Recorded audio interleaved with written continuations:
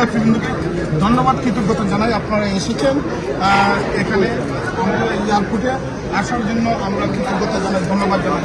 আমরা চাই বাংলাদেশের জন্য, বাংলাদেশের গণতন্ত্রের জন্য এই প্রবাস থেকে, যুক্তরাজ্য থেকে আমরা আন্দোলন করেছি ফ্যাসিস্টের বিরুদ্ধে, আমরা বিজয়ী হয়েছি।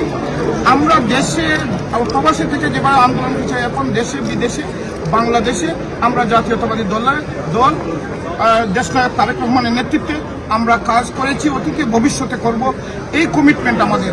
আমি যুক্তরাজ্য বিএনপি সকল নেতৃবৃন্দকে অনুরোধ করব, অতীতের মতো ভবিষ্যতে আরো ইউনাইটেড হয়ে, ঐক্যবদ্ধ হয়ে আমরা যুক্তরাজ্য বিএনপি এবং বাংলাদেশে কাজ করব।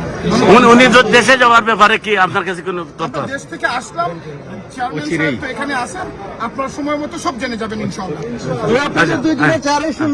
যুক্তরাজ্য বিএনপির আপনারা দুইজনকে, যুক্তরাজ্য বিএনপির নেতাকর্মীদের প্রতি আপনাদের পরামর্শ কি? আপনারা দুইজন অনেক, আপনি সঠিক কম সময়ের জন্য মালিক ভাই বেশি দিন থাকলেন, কি মেসেজ আপনাদের বর্তমানে দুইজনের?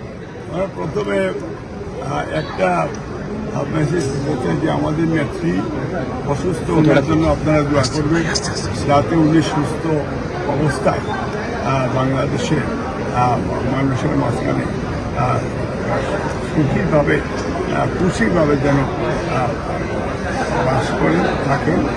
আর